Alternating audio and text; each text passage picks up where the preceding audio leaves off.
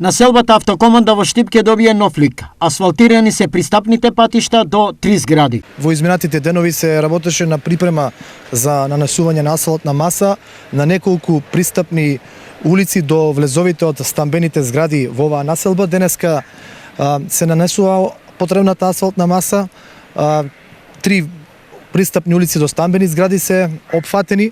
Се надевам дека и просторот кој што е оставен за зеленило околу зградите со јавното комунално предпријатие ќе овозможи да биде уреден, да се наводнува и да бидат поставени клупи, урбана опрема за да добие самата населба еден помодерен и посоодветен изглед. По завршувањето на проектот за населбата се предвидени менување на подземната инфраструктура и асфалтирање на нови 3 улици. По завршување на овие активности, како што напомена, во населбата Автокоманда ќе останат уште неколку улици кои што се во план да бидат реконструирани.